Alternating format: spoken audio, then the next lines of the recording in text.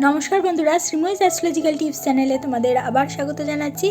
আজকে আমি পূর্ব ফাল্গুনী নক্ষত্র নিয়ে তোমাদেরকে জানাবো পূর্ব ফাল্গুনী নক্ষত্রের বৈশিষ্ট্য কী এবং এর যে চারটি চরণ রয়েছে সেই চারটি চরণের বৈশিষ্ট্য কী এবং তাদের প্রতিকারী বা কী কী সেই নিয়ে তোমাদেরকে জানানোর চেষ্টা করছি।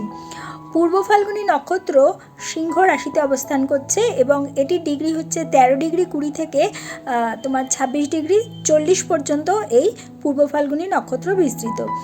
এর যে অধিদেবতা তিনি হলেন ভগ, অর্থাৎ ইনি হচ্ছেন সৌভাগ্য, আনন্দ এবং সমৃদ্ধির দেবতা। এর অধিপতি গ্রহ হলো আমাদের শুক্র গ্রহ। পূর্ব ফাল্গুনী নক্ষত্রের সাধারণ যে বৈশিষ্ট্য তাতে আসা যাক। এরা সাধারণত আকর্ষণীয় ও মিশুকে প্রকৃতির বা স্বভাবের হতে দেখা যায়।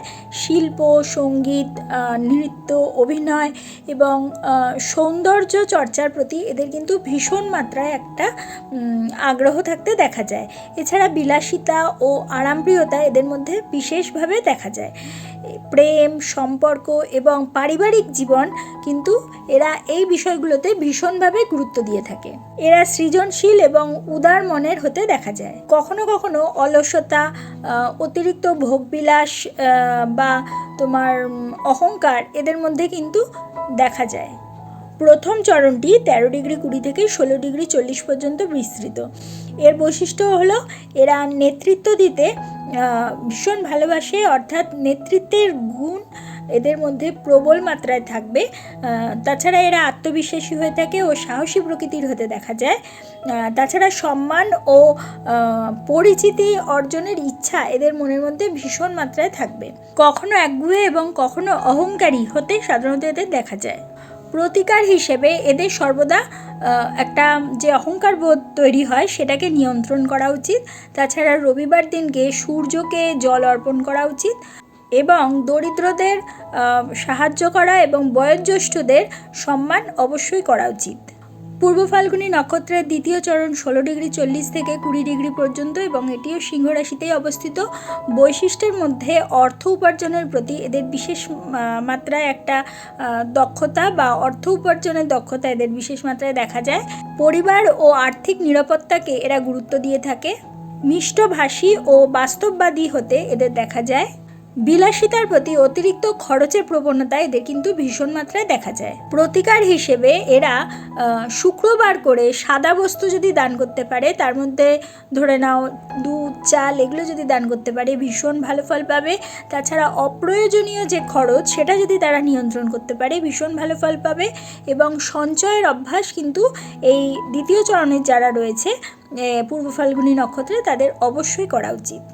তৃতীয় চরণ সিংহ রাশির 20 ডিগ্রি থেকে 23 ডিগ্রি 20 পর্যন্ত কিন্তু বিস্তৃত। বৈশিষ্ট্যের মধ্যে এরা কিন্তু বুদ্ধিমান এবং যোগাযোগের দক্ষ হয়ে থাকে।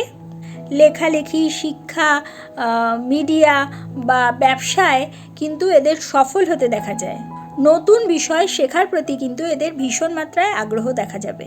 কখনো অস্থিরতা অথবা সিদ্ধান্তহীনতায় ভুগতে এদের দেখা যায়। প্রতিকার স্বরূপ নিয়মিত ধ্যান বা যোগাভ্যাস এদের অবশ্যই করা উচিত। মনোযোগের যে ঘাটতি সেটি বাড়ানোর জন্য এদের মনোযোগের অনুশীলন অবশ্যই করা উচিত। গুরুত্বপূর্ণ সিদ্ধান্ত নেওয়ার যে আগে অবশ্যই চিন্তা ভাবনা করে তারপরেই কিন্তু সিদ্ধান্ত এদের ক্ষেত্রে নেওয়া উচিত। পূর্ব ফাল্গুনী নক্ষত্রের চতুর্থ চরণ 23 ডিগ্রি 20 থেকে 26 ডিগ্রি 40 পর্যন্ত। এরা সাধারণত ভীষণ মাত্রায় সংবেদনশীল হয়ে থাকে এবং আবেগপ্রবণতা এদের মধ্যে বেশি মাত্রায় দেখা যাবে। পরিবার, সন্তান এবং তোমার সম্পর্কের প্রতি ভীষণ মাত্রায় যত্নশীল হতে এদের দেখা যায়। সৃজনশীলতা এদের মধ্যে দেখা যায়। তাছাড়া কল্পনা শক্তি প্রবণ হতে এদের দেখা যায়। অতিরিক্ত আবেগ থাকার কারণে আবেগের জন্য এদের সাধারণত কষ্ট পেতে অতিরিক্ত পরিমাণে দেখা যায়। প্রতিকার হিসেবে মানসিক শান্তির জন্য কিন্তু এদের নিয়মিত ধ্যান প্রাণায়াম করা উচিত। পরিবারের সদস্যদের সঙ্গে খোলামেলা যোগাযোগ এদের অবশ্যই করা উচিত। শুক্রবার দিনকে শুক্র সম্পর্কিত যে সমস্ত দান রয়েছে বা পুজো রয়েছে সেগুলো করলে কিন্তু এরা ভীষণ মাত্রায় ভালো ফল পাবে।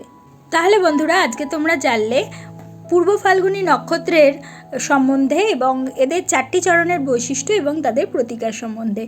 যদি তোমাদের আমার এই ভিডিওটা ভালো লাগে অবশ্যই একটা লাইক করে দিও, তোমাদের পরিচিতদের মধ্যে শেয়ার করে তাদের জানার সুযোগ করে দিও, এবং যারা এখনও পর্যন্ত আমার চ্যানেলটা সাবস্ক্রাইব করোনি অবশ্যই সাবস্ক্রাইব করে দিও এবং পাশে থাকা বেল আইকনটি প্রেস করতে কিন্তু একেবারে ভুলো না। তাহলে প্রত্যেকে ভালো থেকো, প্রত্যেককে ভালো রেখো। পরবর্তী ভিডিওতে আবার চলে আসবো।